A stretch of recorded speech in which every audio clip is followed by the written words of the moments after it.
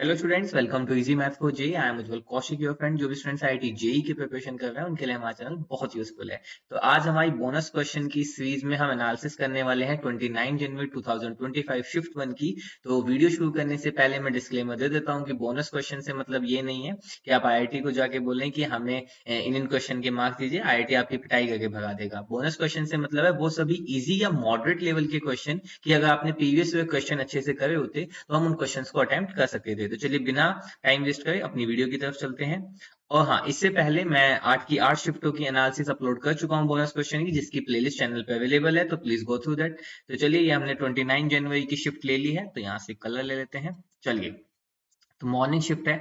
सबसे पहला ही क्वेश्चन हमारे पास इंटीग्रेशन का आता है। जिस भी स्टूडेंट ने प्रीवियस ईयर क्वेश्चन करे होंगे वो इजीली समझ गया होगी। Sine theta plus cos theta numerator में है और डिनोमिनेटर में साइन 2 थीटा है, तो इसको हम 2 साइन थीटा कॉस थीटा लिख सकते हैं, और उसके बाद हम इसको sine theta minus cos theta का होल स्क्वायर इस फॉर्म में चेंज कर लेंगे। बट स्टिल इस चीज को सोच पाना उसी के लिए पॉसिबल, इसने प्रीवियस की प्रैक्टिस की होगी। तो कहीं ना कहीं इस क्वेश्चन को मैंने इजी की उसमें नहीं रखा है, क्योंकि आगे चल के हमें नीचे जो है माइनस भी कॉमन लेना होगा और sine theta minus cos theta का होल स्क्वायर ये बनाना होगा। ठीक है, डिनोमिनेटर में sine theta plus cos theta है। तो चलिए अब अगले क्वेश्चन पे चलते हैं। अगला क्वेश्चन है, बहुत इजी क्वेश्चन है। अगर लाइन का कॉन्सेप्ट हम इतनी बार पढ़ चुके हैं कि लाइन लिखने के लिए हमें 2 पॉइंट चाहिए होते हैं। पहला पासिंग पॉइंट जिससे हमें लाइन पास कर रही है, और दूसरा डायरेक्शन रेशियोज ऑफ लाइन। ठीक है, तो देखो यहाँ पे L1 गिवन है, a प्लस लैम्डा बी, तो यहाँ पे हमें ये हमारा पासिंग पॉइंट हो गया। यहाँ से a वेक्टर जो गिवन है इसका डायरेक्शन रेशियो हो गया, इसी तरह से L2 का हो गया। अब L3 जो है वो पास कर रही है point of intersection of L1 and L2। Point of intersection निकालना बहुत इजी है। आप इसको या तो कार्टेशियन फॉर्म में चेंज करके इक्वल टू लैम्डा कर लीजिए और दूसरी इक्वेशन में पुट कर दीजिए, आपको पॉइंट ऑफ इंटरसेक्शन मिल जाएगा। तो लाइन L3 के लिए पासिंग पॉइंट मिल गया, और पैरेलल किसके, a प्लस बी, तो a प्लस बी को ऐड कर दीजिए, डायरेक्शन रेशियो मिल गया, तो आपको L3 मिल गई। और आप इजीली पॉइंट रख के देख सकते हैं कौन सा पॉइंट सेटिस्फाई कर रहा है। मैंने बहुत अच्छे से इस क्वेश्चन की एनालिसिस भी डीप एंड डिटेल बताई है। पहले मैंने पूरा लाइन का कॉन्सेप्ट समझाया है पहले 3-4 मिनट में, तो अगर आपको थोड़ा भी डाउट है तो प्लीज इस क्वेश्चन की एनालिसिस देख लीजिएगा, आपको बहुत क्लियरिटी होगी। चलिए, तो अब आगे चलते हैं। और बड़ा दमदार क्वेश्चन हमारे सामने आता हुआ, सेम लाइन के कॉन्सेप्ट पे, सेम कॉन्सेप्ट पे, कुछ नया नहीं है। फिर से वही दो लाइन दे दी है, इस बार कार्टेशियन फॉर्म में दे दी है। एक लाइन L3 है जो पास कर रही है, तो देखो पासिंग पॉइंट दे दिया और perpendicular to L1 and L2। और हम जानते हैं अगर C vector this is equal to A cross B, तो इसका मतलब क्या होता है, this C is perpendicular to A as well as perpendicular to B। अगर ये परपेंडिकुलर है L1 और L2 के, तो बस L1 और L2 के डायरेक्शन रेशियोज का क्रॉस प्रोडक्ट ले लेंगे, तो यहाँ से हमें इसके डायरेक्शन रेशियोज मिल जाएंगे और बहुत इजीली हम इस क्वेश्चन को सोल्व कर लेंगे। तो अगेन इजी कॉन्सेप्ट था, लाइन के उससे ही कॉन्सेप्ट था। जिसने लाइन के प्रीवियस ईयर करे होंगे क्लियरिटी होगी, बहुत easily step by step question solve हो जाएगा। अदरवाइज ये दोनों ही क्वेश्चन शायद उसके हाथ से निकल जाएंगे, उसके किसके, उस विद्यार्थी के हाथ से, स्टूडेंट के हाथ से जिसने लाइन पे अच्छी कमांड नहीं करी होगी। तो लाइन के क्वेश्चन में उसके नंबर के आगे लाइन खिंच जाएगी। तो चलिए आगे चलते हैं। बड़ा इंटरेस्टिंग क्वेश्चन। अब से पहले आईआईटी ने 3 या 4 शिफ्ट में, जो 2025 फेज 1 की 3-4 शिफ्ट में मीन और वेरिएंस से क्वेश्चन पूछे हैं। तो आप सभी से मेरी रिक्वेस्ट है, प्लीज इस कॉन्सेप्ट को कर जाइएगा अपने अप्रैल अटेम्प्ट के लिए। और मीन और वेरिएंस से जो भी क्वेश्चन पूछे हैं बस, और बस इनकी प्रॉपर्टी पे। और प्रॉपर्टी वही है कि अगर मान लीजिए ये कोई डाटा xi है, इसका मीन जो है वो म्यू है, तो अगर हम इस डाटा में कुछ प्लस माइनस करते हैं, जैसे बीटा बी करते हैं, तो मीन पे क्या फर्क पड़ेगा। ठीक है, यानी कि वही प्लस माइनस हो जाएगा। मल्टीप्लाई करते हैं तो मीन में क्या होगा, वेरिएंस एज इट इज रह जाता है। और जब वेरिएंस में मल्टीप्लाई करते हैं, तो मल्टीप्लाई करने वाले सेंस में जो अल्फा है उसके स्क्वायर से मल्टीप्लाई आता है, बस इसी प्रॉपर्टीज को। तो again I am requesting to you कि आप मीन एंड वेरिएंस की जो प्रॉपर्टीज हैं उनको पढ़ जाइएगा। तो क्वेश्चन डायरेक्ट प्रॉपर्टी बेस आ रहे हैं कि हमें मीन दे देगा और फिर पूछेगा कि उसमें कुछ हम प्लस माइनस करें। देखो जैसे यहाँ पे x1 x2 और x3 x10 इनका हमें मीन दे दिया, यहाँ पे वो वेरिएंस दे दिया, और पूछ क्या रहा है, इसमें कुछ प्लस माइनस करके मल्टीप्लाई कर रहा है, प्लस माइनस करके मल्टीप्लाई कर रहा है, और इनका मीन और वेरिएंस पूछ रहा है। तो इजी क्वेश्चन तो मैं नहीं कहूंगा, अगर प्रॉपर्टी थी तो उस स्टूडेंट को पक्का ये क्वेश्चन इजी लगा होगा। तो चलिए आगे चलते हैं। और अर्थमेटिक प्रोग्रेशन का क्वेश्चन तो हमने हर शिफ्ट में देखा है, और इतने इजी क्वेश्चन अर्थमेटिक प्रोग्रेशन से पूछे गए इस बार। मतलब ये देखो कितना इजी क्वेश्चन है। सम ऑफ फर्स्ट 3 टर्म पूछ लिया है, और एक यहाँ पे दे दिया है कि सम ऑफ 20 टर्म्स। तो दो ही हमें अगर इक्वेशन गिवन है तो हम सिर्फ ए और डी में क्वेश्चन लेके चलेंगे। तो फर्स्ट 3 टर्म्स मान लीजिए ए प्लस डी, ए प्लस 2d, इन सभी का सम कर दीजिए तो 54 गिवन है, और फिर 20 का लगा दीजिए। ए और डी में दो रिलेशन मिल जाएगा, उनको सोल्व कर लीजिए। डी ये जो ये है बिटवीन है 1 00 से 1800। जब आप सोल्व करेंगे तो वैल्यू आ जाएगी कुछ 7.24 से डी की वैल्यू इस 8.43 के बीच में। और यहाँ पे हमें गिवन है पॉजिटिव इंटीजर, इंटीजर है तो कॉमन डिफरेंस भी एक इंटीजर होगा, तो इसके बीच में से पे की इंटीजर 8, तो यहाँ से आपको डी मिल जाएगा, यहाँ से आपको a plus D equal to 18, ये वाली इक्वेशन मिल जाएगी। तो a और d, यहाँ पे आपको a मिल गया, d मिल गया, और जब आपको a और d मिल जाता है अर्थमेटिक प्रोग्रेशन के क्वेश्चन में, तो फिर तो आप अनंत ब्रह्मांड के स्वामी होते हैं, फिर तो आप क्वेश्चन में कुछ भी निकाल सकते हैं। चलिए आगे चलते हैं।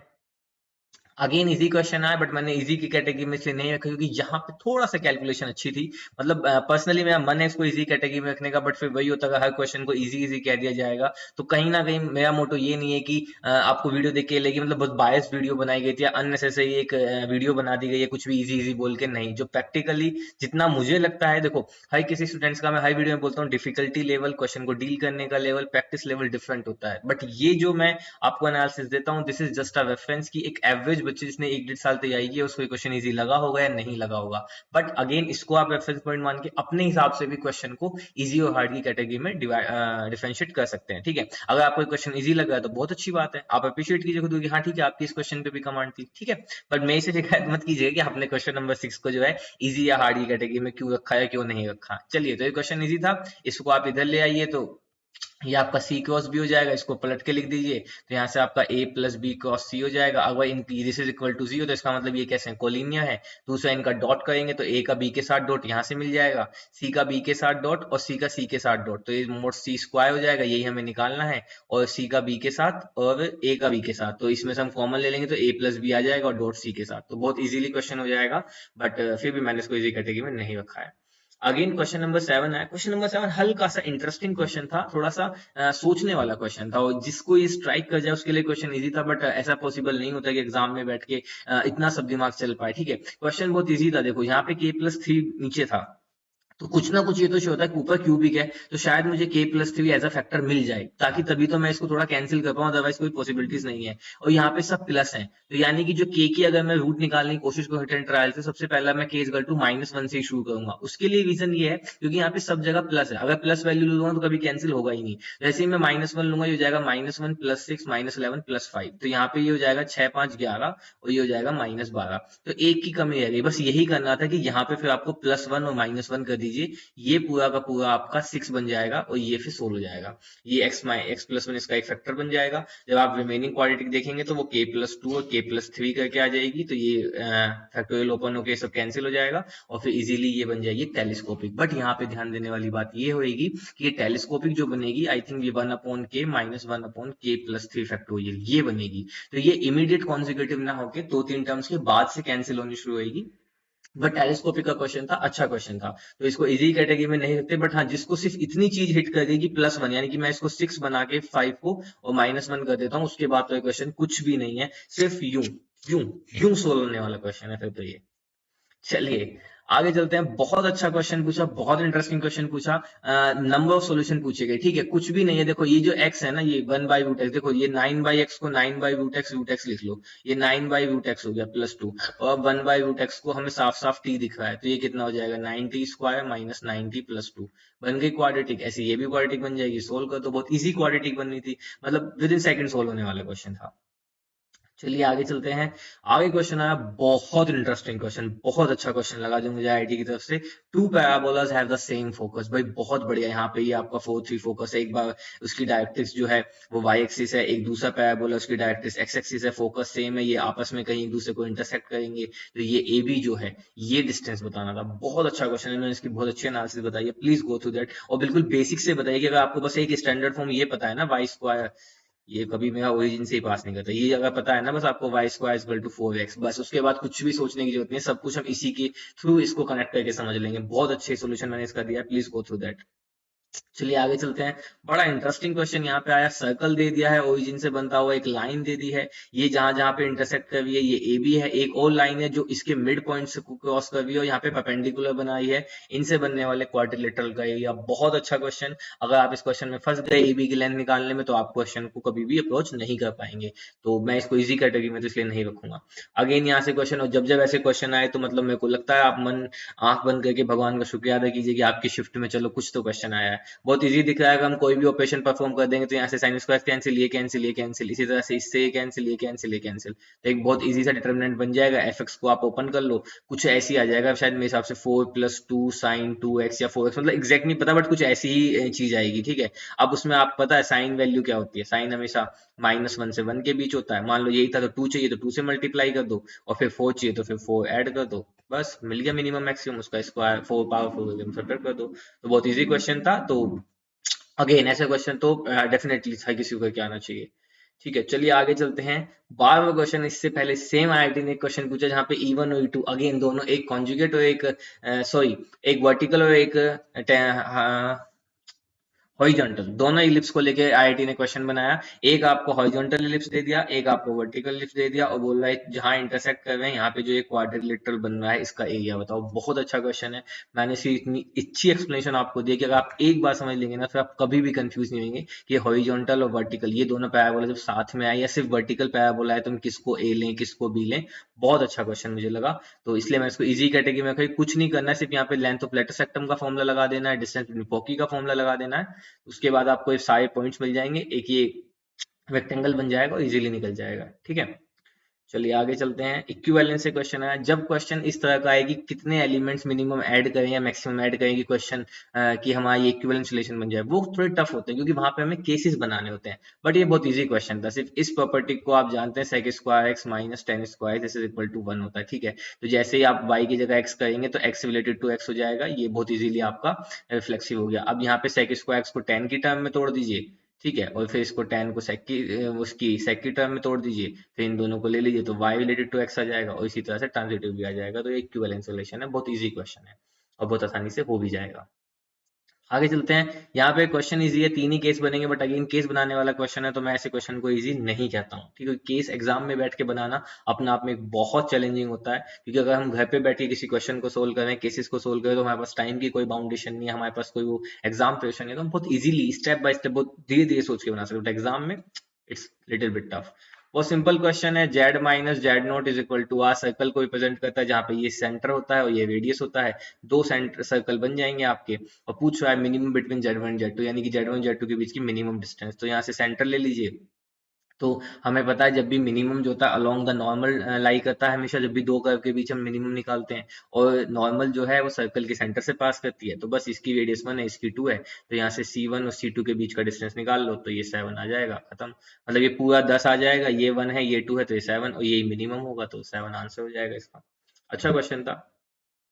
आगे चलते हैं। ये क्वेश्चन था तो इजी, बट मतलब ऐसा क्वेश्चन देखने को मिला जहाँ पे इस बार n के साथ कंडीशन आ गई। वरना यूजुअली क्या होता है, वो बोलता है कि इंटीग्रल टर्म बताओ, तो हम जनरल टर्म लिख के और फिर r के साथ कंडीशन ढूंढते हैं, लेकिन यहाँ पे r के साथ तो कंडीशन थी लेकिन n को भी साथ में लेके चलना था। तो ये थोड़ा अच्छा क्वेश्चन था, तो इजी था, बट यहाँ पे बस यही था कि बहुत इजी था क्योंकि n जो है वो हर बार 3 का मल्टीपल रहेगा ही रहेगा, तो यहाँ से 16 इंटू शायद 182 ये सब इसका आंसर आएगा। तो अच्छा क्वेश्चन था, ठीक है, इसलिए बट मैंने इसको इजी कैटेगरी में नहीं रखा है। ठीक है, अगेन देखो कि हर एक शिफ्ट में, जब मैंने अपनी मोस्टली आस्क्ड क्वेश्चन वाली सीरीज वीडियो डाली, आप उसमें भी जाके देखो, मैंने बोला है डिफरेंशियल इक्वेशन से हर एक शिफ्ट में क्वेश्चन आया है, और लीनियर डिफरेंशियल इक्वेशन से क्वेश्चन आया है। और जैसे ही y equal to Y X देखते हैं, हमें पता लग जाता है dy by D X plus P Y equal to Q form है। बस ये फॉर्म बना लो, बहुत इजी, इंटीग्रेटिंग फैक्टर के सब कैंसिल आउट हो जाएगा, बहुत आसानी से सोल्व हो जाएगा।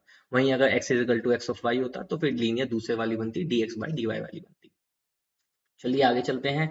उसके बाद एरिया से क्वेश्चन आया। अगेन एरिया के क्वेश्चन तो अब इतने इजी क्वेश्चन पूछे जा रहे हैं। यहाँ पे y equal to mod x minus 1 है तो ये कुछ ऐसे कट कर जाएगा। यहाँ पे ये y equal to mod x plus 3 है तो यानी कि y plus X is two, तो ये कुछ ऐसा कट करेगा शायद मेरे हिसाब से। और फिर तीसरा आपके पास ये जो है पैराबोला है तो पैराबोला कुछ ऐसा कट कर जाएगा, और इनसे बनने वाला ही कुछ एरिया निकालना है। तो बड़ा इंटरेस्टिंग क्वेश्चन है, अच्छा क्वेश्चन है। तो आप देखिएगा, ने बहुत अच्छी एक्सप्लेनेशन इसकी बताई है, बड़ा इंटरेस्टिंग क्वेश्चन है।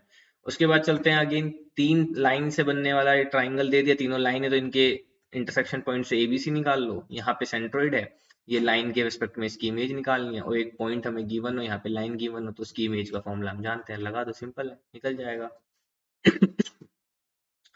चलिए उसके बाद चलते हैं। ये बड़ा इंटरेस्टिंग क्वेश्चन पूछा था आईआईटी ने। मतलब इस क्वेश्चन को तो अच्छा लगा, मुझे बहुत अच्छा लगा। पहले आपको मतलब ये समझना ही पड़ेगा कि पहले आपको प्रोसीड किस तरफ से करना है। जब आप सी पे ध्यान देंगे तो आपको थोड़ा सा सोचना होगा कि जब यहाँ पे A1K और A1K यानी कि एक बार ए का एलिमेंट और एक बार उसका को फैक्टर साथ में चलेगा तो ये कहीं ना कहीं A into adjoint of A इसको दिखाएगा। बस ये बहुत अच्छा क्वेश्चन था, बहुत ही अच्छा क्वेश्चन था। चलिए आगे चलते हैं। यहाँ पे अगेन ग्रेटेस्ट इंटीजर से क्वेश्चन पूछा। मैं हमेशा कहता हूँ जब भी एग्जाम में आपके क्वेश्चन को थोड़ा भी ट्रिकी या टफ बनाना चाहेगा वो जरूर greatest integer function, exponential function, fraction part function ये आपके क्वेश्चन में इंट्रोड्यूस कर देगा। ठीक है, उसके बाद आगे चलते हैं। इजी क्वेश्चन नहीं था वो। अगर यहाँ पे चलते हैं मैथ। अब यहाँ पे कंडीशन क्या दे दी कि मस्ट अपीयर एटलीस्ट ट्वाइस, तो यहाँ पे केस बनाने पड़ेंगे। पहली बार कोई रिपीटिंग नहीं है, फिर दो रिपीटिंग है, फिर तीन रिपीटिंग है, तो केस बनाने का क्वेश्चन है, तो अगेन मैं इजी नहीं कहूंगा। ठीक है, यहाँ पे चलते हैं। इस क्वेश्चन को मैंने क्यों नहीं लिखा इजी, भाई ये इजी था। देखो जब भी इस तरह का आता है ना तो आप ए पे ना काम करो, ए स्क्वायर निकालो, ए क्यूब निकालो, A4 निकालो, आपको पता लग जाएगा ए किसी पैटर्न को फॉलो कर रहा होगा। तो जिस पैटर्न को फॉलो कर रहा है उसकी जगह एम स्क्वायर एम रख दो, और ये ए की 6 निकालो, उसका इन्वर्स कर लो, बस खत्म। यहाँ से क्वेश्चन आपका कंपैरिजन कर लेंगे तो हमें एम की वैल्यूज मिल जाएंगी इंटीजर वाली।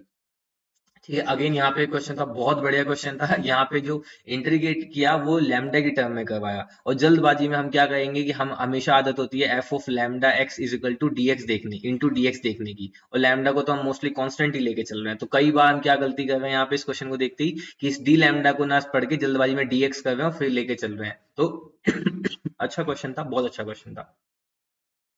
चलिए आगे चलते हैं। इस वाले क्वेश्चन में इनवर्स ट्रिग्नोमेट्रिक से क्वेश्चन था। यहाँ पे आप इसको इधर ले आइए, फिर पाई/2, फिर इसको थोड़ा ओपन कर लीजिए, तो उस तरह से क्वेश्चन आगे लीड करेगा, बट अच्छा क्वेश्चन था।